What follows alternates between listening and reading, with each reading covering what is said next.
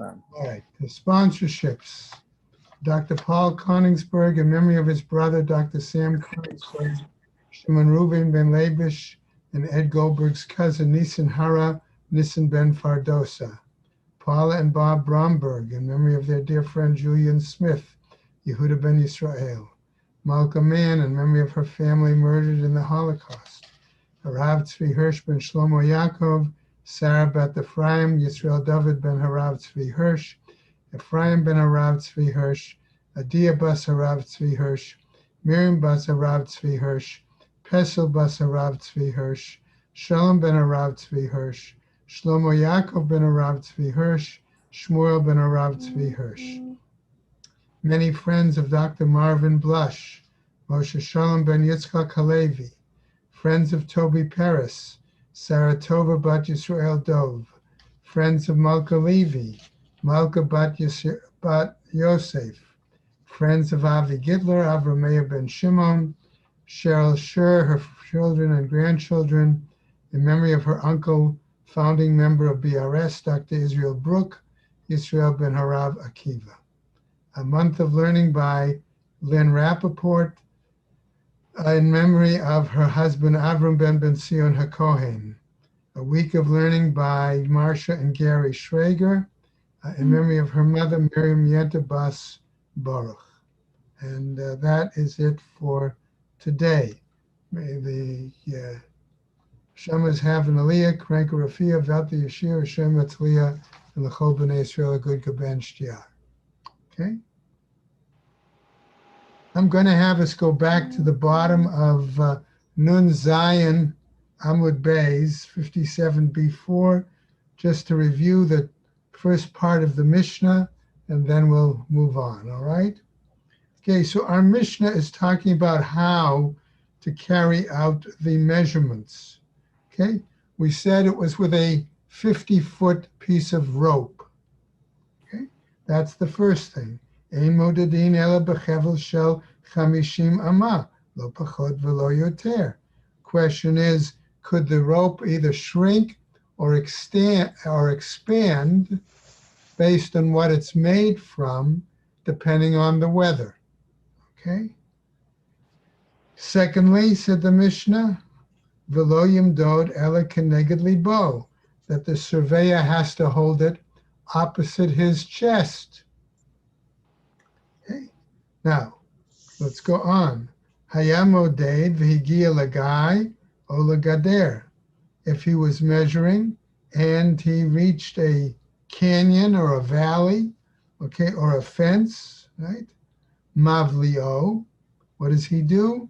In that case, he is expected to, we'll use the word like Art Scroll does, span it, okay, or estimate it, right? Choser lamidato, morning Harvey, okay? And he goes back. We're reviewing the Mishnah on the bottom of Nun Zion, Amud Beis, okay?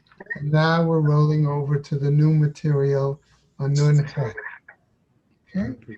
And the Gemara then said, Ubavad shelo yitzei chutz l'tchum, so long as the surveyor doesn't go and stand outside the tchum. Why is the concern? Because people might see the surveyor out there and say, oh, that's where the tchum must end. So I can go out that far, even though they may not have a actual, stake in the ground or flag or whatever they would use. Okay. So here we're picking up the rest of the Mishnah where we left off yesterday.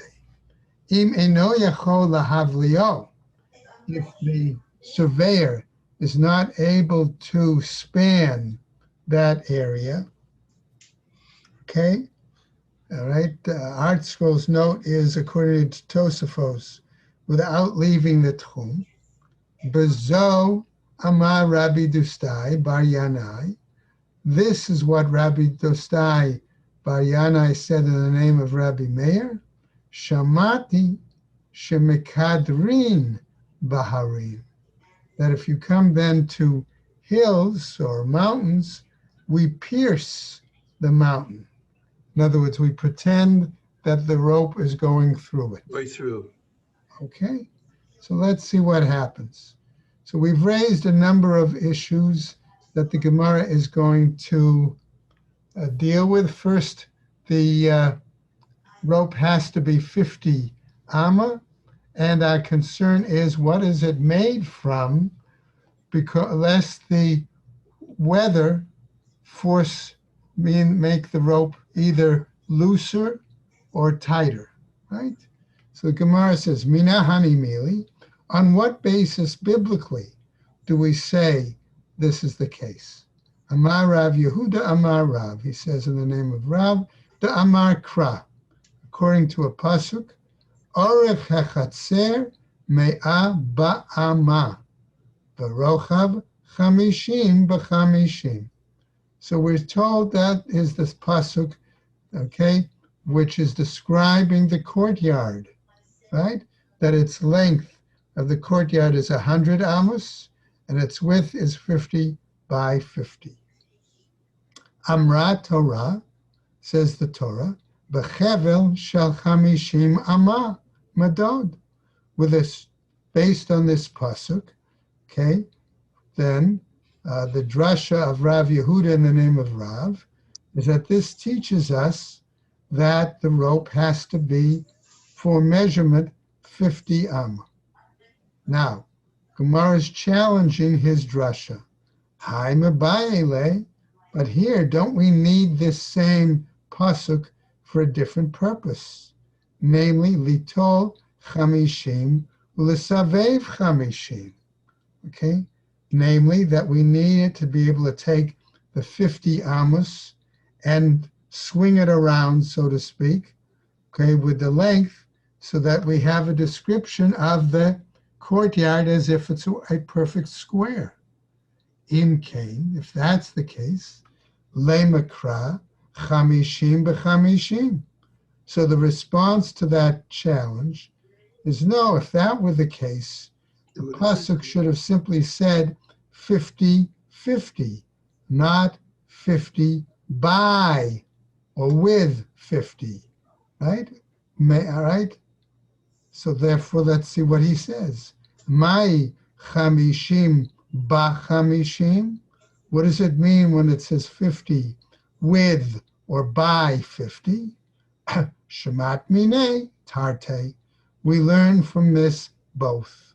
In other words, we use the pasuk not only to tell us about explaining the squareness, let's call it for the moment, of the temple precinct, but also of using a 50 amma rope.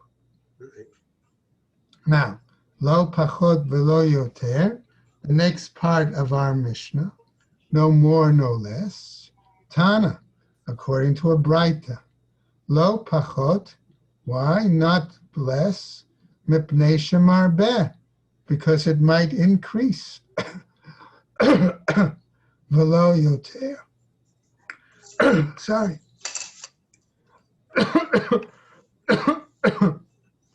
and no more, mipnei shemima'et, because it might decrease.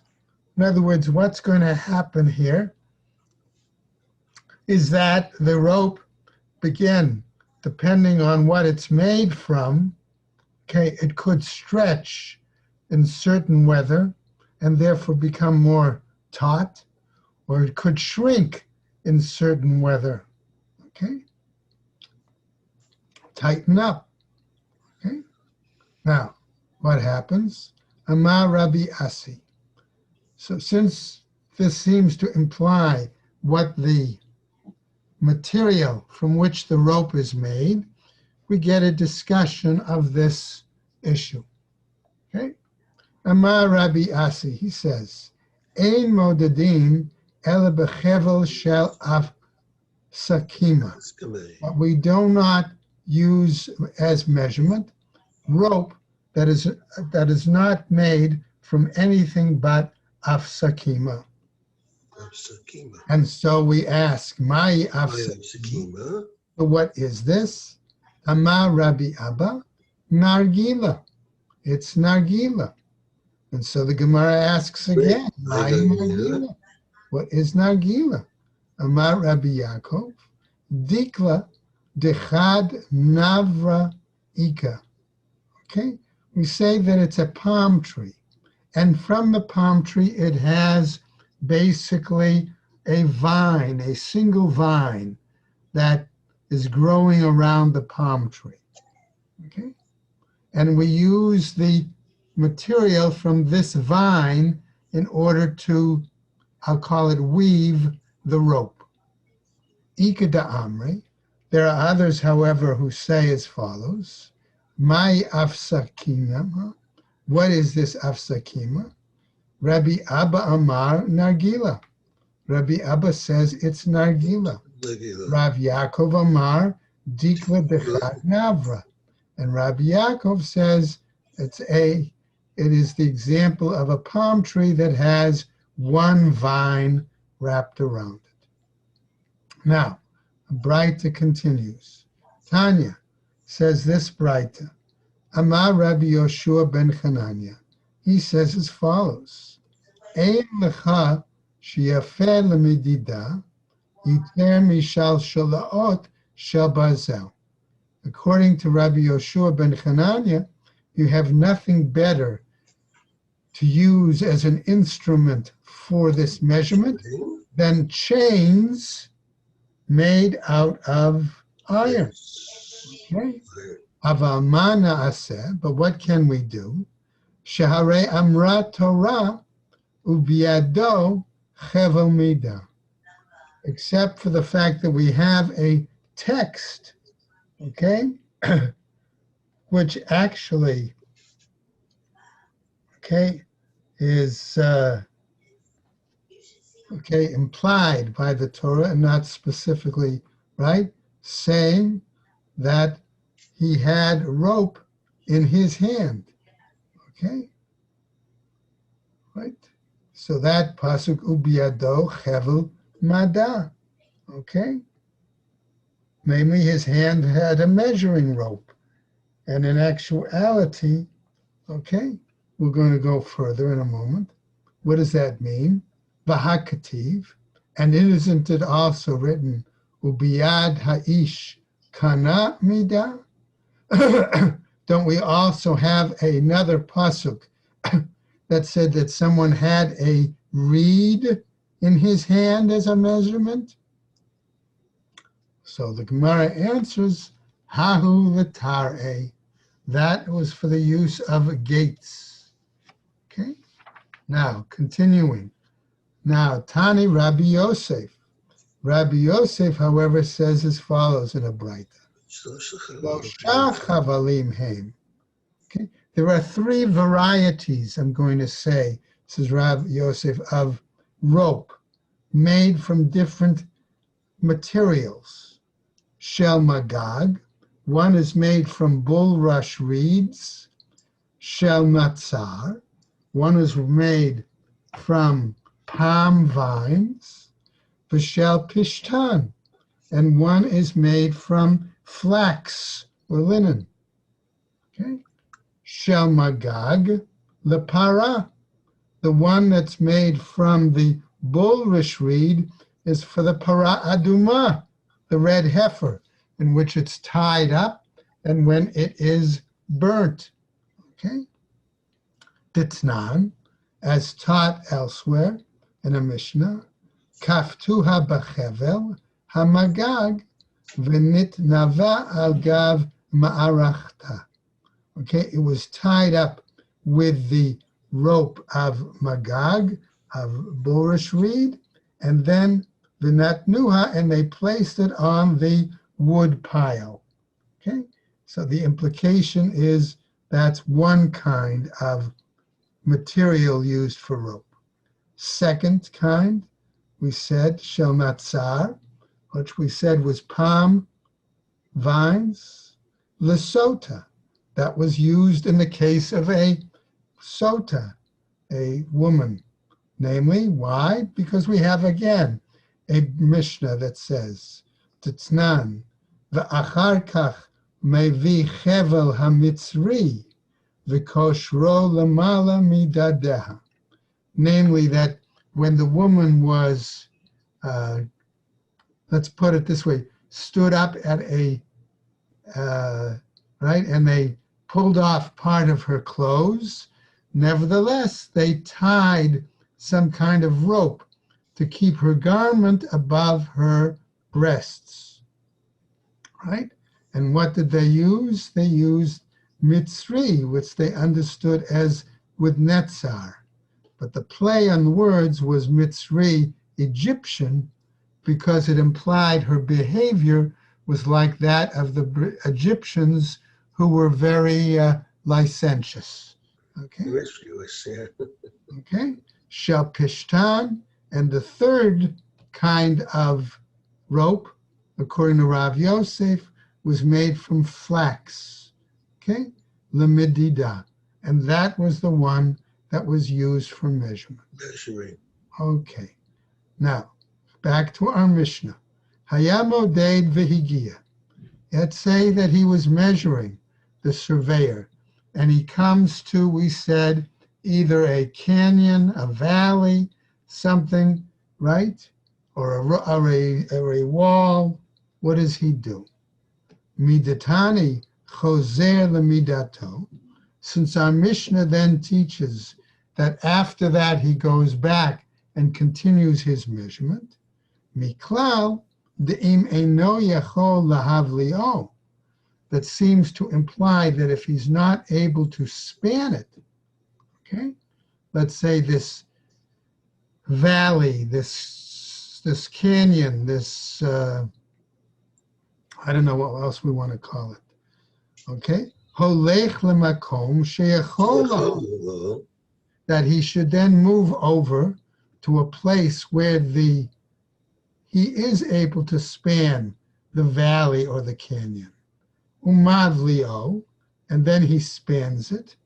Vitzofeh keneged midato v'chozer, and he sort of examines it. He looks at it, okay, to approximate that area, all right, and then continues on with his measurement. Now, the Gemara proceeds. Tanina laha, okay. However, says the Gemara, what happens? We saw this, right, from another case, right? Tana Rabbanan, where the rabbis taught in a Braita, Hayam Odeid v'higia hamida lagai, that if he was measuring and he reached a valley, im yachol lahavlio b'chevel shel chamishim ama, if he is able to span it with a rope of 50 amma, mavlio, he spans it. V'im lav, and if not, holech lemakom sheyachol lahavlio, then he should go to a place where he's able to span it. Umavlio, okay, spans it. V'tzofeh, and then he examines, he looks. Uvechozer lemidato, and then he continues his measurement. So Gemara asks now a very basic question. Let's say that this valley or this canyon was not right there, okay? Right? The example we'll say for the moment is, look at the diagram on 58A2 under number 26. There you see that he can't span it in the middle, so he goes to a narrower place, okay? But if we look at the example diagram opposite 27, okay, there we see where the town is. There's no way that he can go, okay, and span it appropriately for a westerly direction, because if he goes too far, okay, to an area where he can span it, then it looks like he's going to be measuring a northerly direction instead of the westerly direction. Okay? So therefore, we come now back into our Gemara. Im haya gain me'ukam, if it was a curved valley, like the diagram, the picture on opposite 27, note 27. Makdir va'oleh, makdir v'yored. Okay? In that case, it actually must go down or pierce, okay? But our understanding would be he has to go down the incline of the valley, right? To measure it. Ve'olah, right? And then go up. Makdir v'yored. He has to both climb down or climb up the slope of the valley.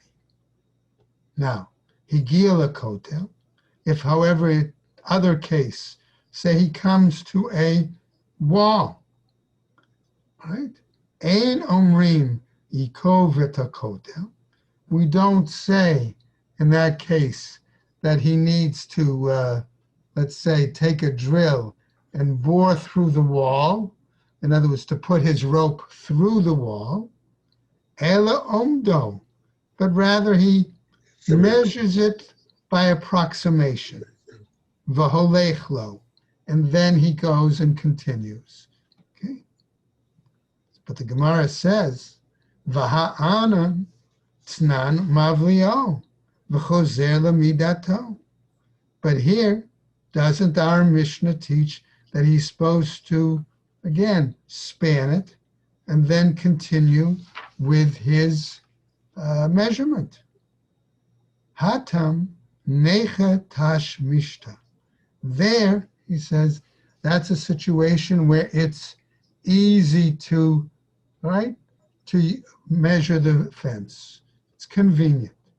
Hacha lo necha tash mishta. Here, in this other case, we're talking about a wall where it's not easy to try to actual measure it. It's not convenient.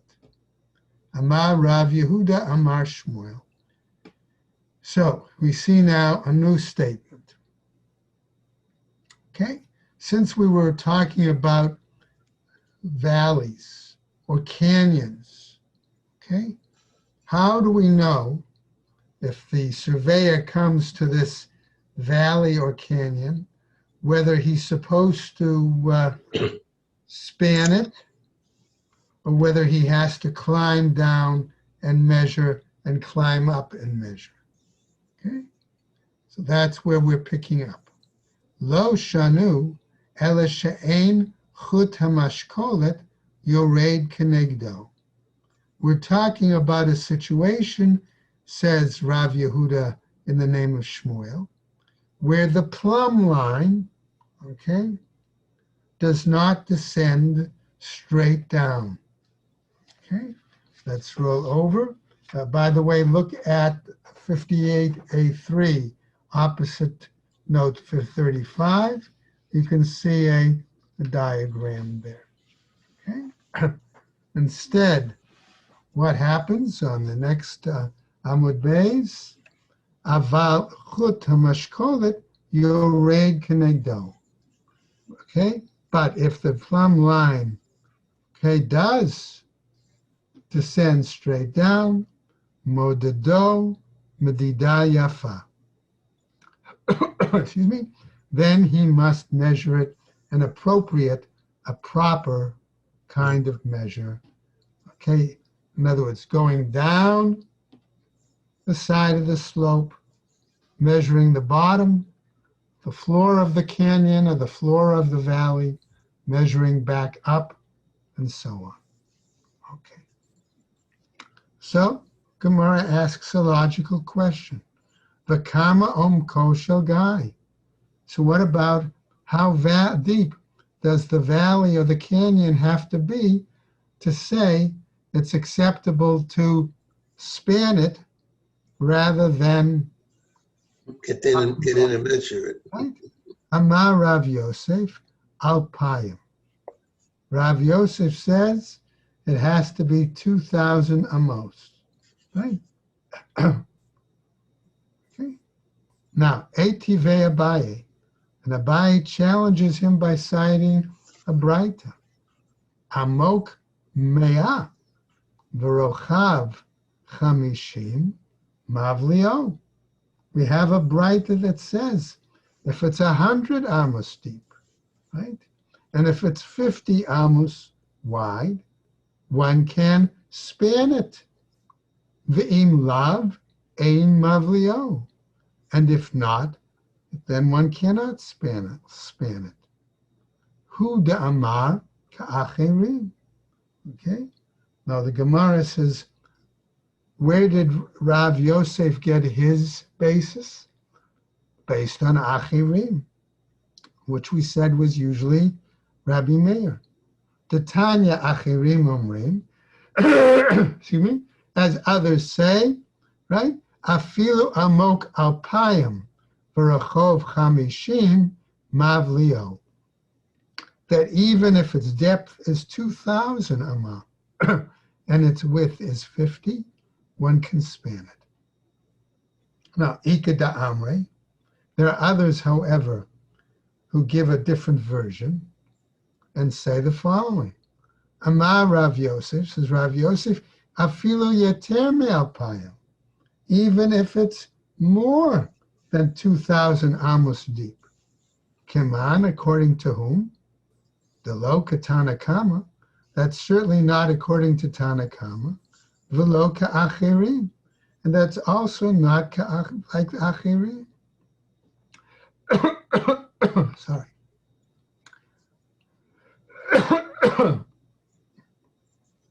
Hatam she'ein chut mashkolet yored kenegdo. There, that's a situation where the plumb line doesn't go straight down. Hacha b'chut hamashkolet yored kenegdo. Here it's a situation where the plumb line does go straight down, okay? And therefore the walls of the canyon or the walls of the valley are vertical. If that's the case, then it makes it very difficult to climb. And in that case, it would imply that one could span it, right? V'chi ein chut hamashkolet yored kenegdo, and if the plumb line doesn't go straight down, ad kama, how much, okay, is there a deviation, right? Amar avimi, arba, he says arba amot.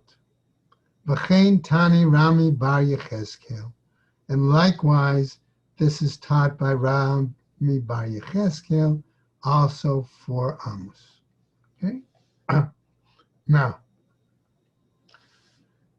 excuse me, we get to the next part of the Mishnah. Okay? Yeah. We referred to a valley or a canyon. We referred to a wall. Okay? What happens if now we're measuring, the surveyor's measuring, and he gets to a hill or gets to a mountain? Okay? Higia lahar, if he gets to a mountain, mavlio, b'chozer l'midato, says the Mishnah, right? He should, what happened? In this case, he again spans the mountain and then continues his measurement. Now, if it's a hill, that could be more easily done, right? So therefore we have the following. Amar Rabba, says Rabba, lo shanu ela bahar hamitlaket asara mitoch arba. This was only taught in regarding to a hill or a mountain that ascends up to 10 tfachim, right? And has, okay, and it's within an area of 4 amos. Okay? Aval bahar hamitlaket asara mitoch chamisha. Okay? But if we have a mountain where the height reaches 10 tfachim and it's spread over, let's say, 5 amos, what do? Modado midida yafa. That has to be measured then as a proper kind of measurement. So he has to then include, right, going up and going down, okay, within his tchum measurement. Rav Huna bered the Rav Natan, matne lekula. And Rav Huna bered the Rav Natan, the son of Rav Natan, taught this as a leniency. Amar Rava, and Rava says, Lo shanu ela bahar hamitlaket asara mitoch chamesh. According to Rava, he says they only taught this regarding a mountain, okay, where the height was 10 tfachim within 5 amos.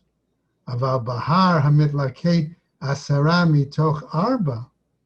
But if it's a mountain where it goes up 10 tfachim within daled amos, okay, which basically makes it almost a reshus of its own, right? Omdo v'holech lo. One simply estimates, right, the measurement and then goes on from there. So what happens? I go on now with another part of our Mishnah. Ubelvad shelo yetzei chutz l'tchum. Because it's so long as the surveyor doesn't go outside the tchum. My Tama. Mara, what's the reasoning? Amar Rav Kahana. Deira Shema Yomru Umin Ba'alakan. That it's a rabbinic decree, lest people say, oh, the measurement of the tchum must go out to here. In other words, must go out as far as the surveyor was standing. Okay? Now, what happens, says the Gemara, the Mishnah, Im eino yachol lahavlio, if he's not able to span it. All right? That's where we saw Rabbi Dustai Bar Yanai said that he could pierce the mountain in the name of Rabbi Meir. Tanu Rabbanan, the rabbis taught, Ketzad Mikadrin, how do you pierce a mountain? Okay? Tachton, the lowest, we're assuming, remember, that you've got really 2 surveyors, right? 2 people, because you need one at each end of the rope, okay? So you have what we'll call for the moment the lower guy and the upper guy, all right? So what does the lower guy do? Tachton keneged libo. The lower guy has to hold the rope opposite his chest. Elyon keneged margalotav. And the lower guy, okay, the upper guy, what does he do? All right? He has to hold it opposite his feet, says Art Scroll, okay? I would say thighs, really, that area. Or hips. All right, or hips, right. Amar Abai, says Abai, however, now, okay, what rope do they use for this measurement? Okay, in other words, if they're on an incline and you're not going to use a 50 amma rope, what are you going to use? Okay, Naktinin, we have a tradition, he says, Ein mekaderin ela bechevel shel arba amot, that we don't pierce the hill, the mountain, unless we use a rope of 4 amos. Now, Amar Rav Nachman responds, Amar Rabba Bar Avua, in the name of Rabba Bar Avua, Nakitinin, we also have a tradition, okay? Ein mekadrin lo ba'agala arufa, that we do not ever use piercing of hills or mountains when it comes to measuring for the egla arufa, right? The animal that's going to be decapitated when a city or a town has to measure out for a discovery of a corpse on the road. Velo ba'arei miklat. Nor also do we follow this idea of piercing the mountain if we're measuring out to establish what a city of refuge is. Mipnei shehein shel Torah. Because both of these are situations that require, by the Torah, exact measurement. Okay? And therefore, we cannot, so to speak, estimate, use any shortcuts. Okay. All right. We're going to pick up now and continue a little bit more with this new Mishnah. Ein modadin ela min hamumche, says our Mishnah. The only kind of surveyor we can use is one who is an expert, a professional. Okay? So what happens, says the Gemara, Riva lemakom echad, umi'et lemakom acher. Okay? If it's found that this expert added in one section and he shortened in another section, shom'im lemakom sheriva. We follow the practice of where he extended. Riva le'echad, umi'et le'echad. If he extended in one and shortened in one, okay, what happens? Shom'im lemerubeh, and we listen to that one. We follow that one also where he extended. Va'afilu eved, va'afilu shifcha. And even, okay, in a situation where we might say that if it's a male slave or a female slave, ne'manim lomar ad kan tchum Shabbat. Okay, they are to be believed, and those are unique circumstances, right? Okay, for witness, they are believed to say where is the limit of the Sabbath boundary. Shelo amru chachamim, because the sages, okay, did not say hadava et hadava lahachmir, in order that the purpose of Sabbath boundaries was for stringency, ela lahakeh, but rather it was for leniencies, right? And tomorrow we'll pick up a Nun Tet with the Gemara on that Mishnah. Okay. Particularly in terms of the issue of what does it mean we follow his rule to extend to make it larger. All right. Everybody stay well, have a good day, and take care. Everyone have a good day. Thank you, Rabbi. Yeah, take care, Javi. Take care, Mark. Take care. How you feeling today, okay? Baruch Hashem, can't Good. complain. Good. No one listens anyway. That's what you have a wife for. Oh, yeah, right. Take care, everyone. Yeah.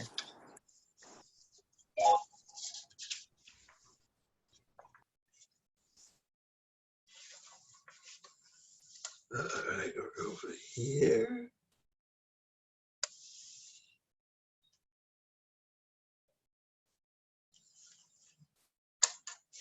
Okay.